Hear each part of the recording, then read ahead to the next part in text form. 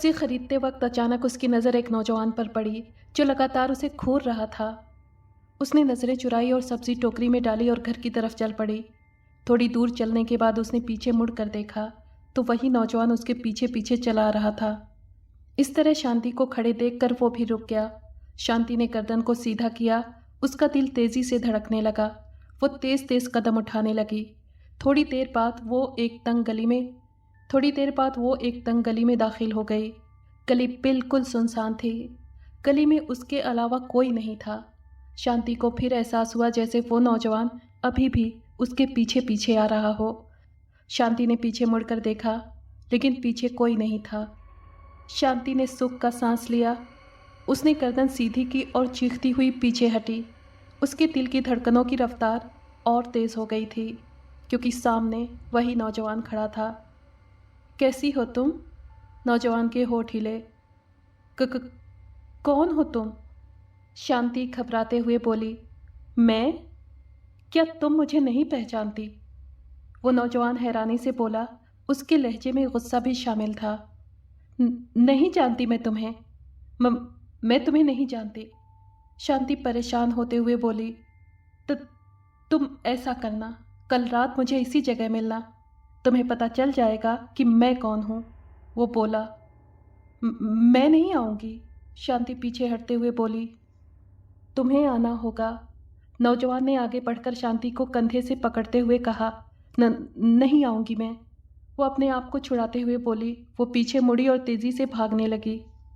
घर पहुंचकर उसने तेज़ी से दरवाज़ा बंद किया। उसका दिल सीने से निकलने के लिए बार बार उछल रहा था। वो नौजवान वापस मुड़ा और हैरान और परेशान सा चल पड़ा। आखिर ऐसी क्या बात है? ये मुझे पहचानती क्यों नहीं? वो परेशानी से बड़बड़ाता रहा। सराय में पहुंचकर वो सोचों के समंदर में डूब गया। ठीक उस वक्त उसके कमरे के दरवाजे पर दस्तक हुई। वो चौंका और उठकर दरवाज़ा खोला। बाहर किसी को देखकर उसका खून खौल उठा। कमीने, तुम? वो चीखा। शांति काफ़ी परेशान हो गई थी। उसने किसी भी बात का जिक्र अभी तक शंकर से नहीं किया था। उस पर वो आदमखोर भेड़िया भी हमला कर चुका था, लेकिन ये बात उसने शंकर को नहीं बताई थी। और भी कई बातें थीं जो उसके लिए परेशानी का कारण थी। उस छुरी पर खून कैसा? वो ख़त किसका था? उस अलमारी में वो लकीर कैसी? और अब ये नौजवान कौन था जो बिला वजह उसे परेशान कर रहा था और कह रहा था कि वो उसे जानता है, लेकिन शांति ने तो उसे देखा ही पहली बार था। मुझे एक बार फिर वो अलमारी देखनी चाहिए। आखिर उसमें वो लकीर कैसी है? मुझे वो लकीर देखनी चाहिए। वो बेड पर से उतरते हुए बोली। उसने लालटेन जलाई और स्टोर में दाखिल हो गई। उसका दिल बड़ी तेज़ी से धड़क रहा था। एक अनजाना सा डर उसे डरा रहा था। उसने अलमारी के दोनों पट खोले और लालटेन उस लकीर के पास की। इस दफ़ा उसे थोड़ी सी हैरत हुई क्योंकि वो लकीर नहीं थी बल्कि एक दरार थी जिससे दूसरा हिस्सा नज़र आ रहा था, लेकिन दूसरी तरफ सिवाय अंधेरे के कुछ नहीं था। शांति उस दरार को गौर से देखने लगी। फिर उसने अपने दाएं हाथ की उंगलियां उसमें घुसेड़ी। उसी वक्त वो दरार और बड़ी हो गई। वो 2 दरवाजे थे जो दीवार में गायब हो गए थे। शांति डर कर पीछे हटी। दूसरी तरफ नीचे जाती सीढ़ियाँ थीं। ये क्या? वो बड़बड़ाई। उसने अपनी पेशानी पर आया हुआ पसीना दुपट्टे से साफ किया।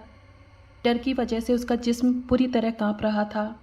उसके दिमाग में बार बार ये सवाल पैदा हो रहा था कि वो सीढ़ियों से नीचे उतरे या ना उतरे। हे भगवान, ये मेरे साथ क्या हो रहा है? वो परेशानी से ऊपर देखते हुए बोली।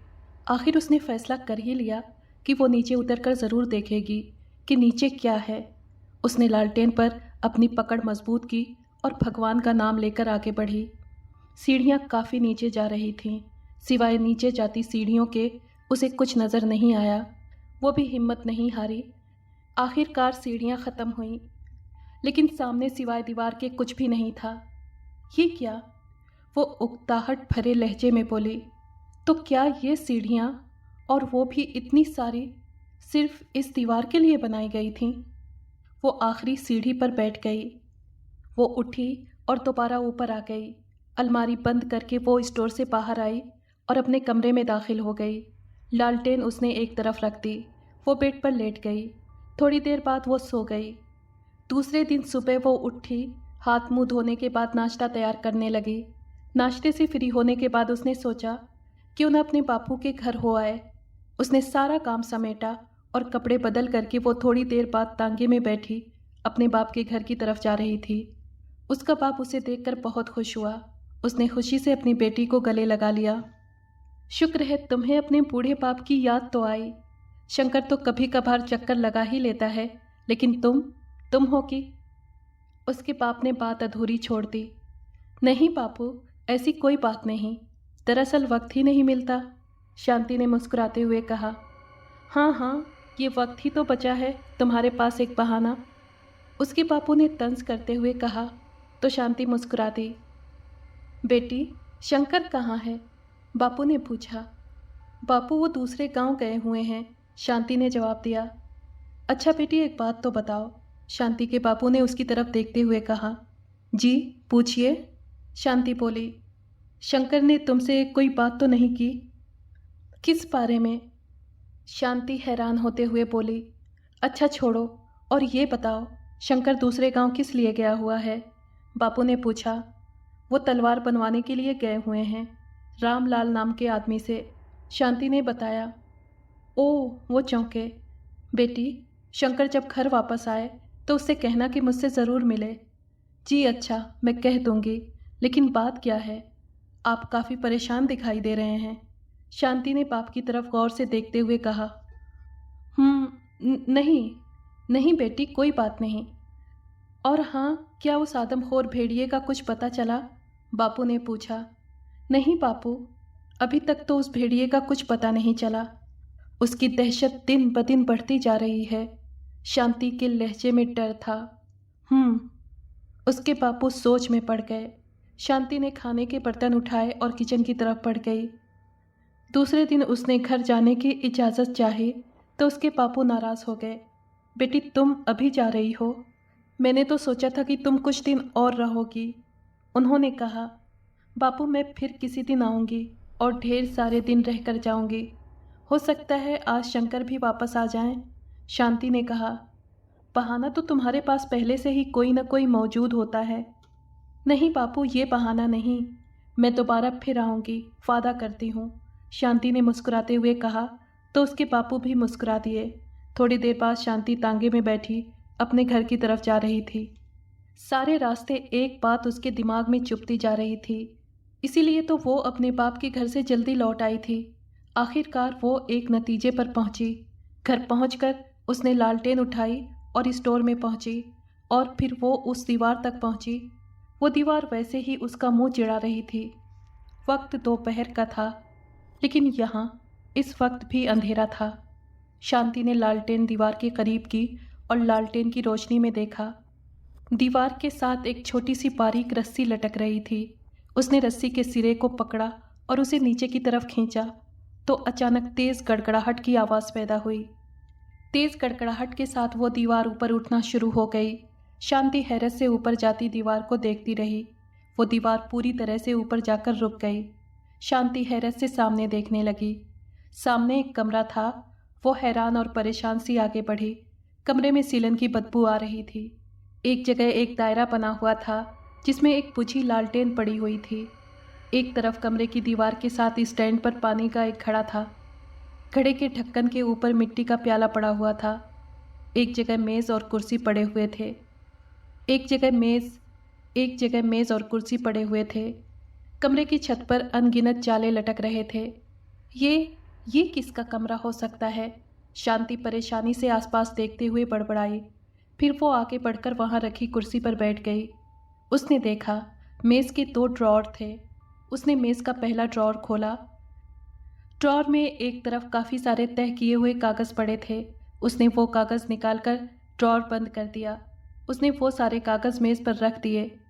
कागज़ों पर काफ़ी धूल जमी हुई थी। वो सारे कागज़ एक पर एक रखे हुए थे। कमरे में काफ़ी गर्मी होने की वजह से उसने वो कागज़ उठाए और कमरे से बाहर आ गई। उसने देखा वो रस्सी अभी तक लटक रही थी। उसने रस्सी को खींचा तो फिर गड़गड़ाहट की आवाज़ पैदा होना शुरू हो गई और और दीवार दोबारा अपनी जगह पर वापस आ गई। वो तेज़ी से सीढ़ियाँ चढ़कर ऊपर आने लगी। उसने अलमारी का रास्ता बंद किया और स्टोर से बाहर आ गई।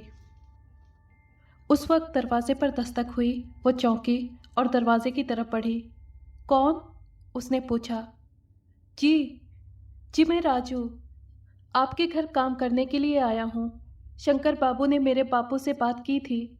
बाहर से आवाज़ आई तो शांति ने आगे बढ़कर दरवाज़ा खोल दिया। बाहर एक लड़का खड़ा था। नमस्ते बीबी जी। परसों शंकर बाबू आए थे। उन्होंने मुझे काम पर आने के लिए कहा था, इसलिए मैं चला आया। राजू ने कहा। आओ अंदर आओ, शांति ने कहा। राजू अंदर आ गया। पहले कहीं काम किया है तुमने? शांति ने पूछा। जी हाँ, उसने हाँ में सर हिलाते हुए कहा। चाय वगैरह बना लेते हो? शांति ने पूछा। जी हाँ, और बहुत अच्छी बना लेता हूँ, राजू ने मुस्कुराते हुए जवाब दिया। अच्छा बैठो। शांति ने वहाँ रखी कुर्सी की तरफ इशारा किया। राजू कुर्सी पर बैठ गया। शांति भी एक कुर्सी पर बैठ गई। अच्छा तो राजू, ये बताओ सफाई वगैरह भी कर लेते हो? उसने पूछा। जी हाँ, मैं सफाई भी अच्छी कर लेता हूँ, लड़के ने कहा। क्या शंकर ने तनख्वाह वगैरह का बता दिया था?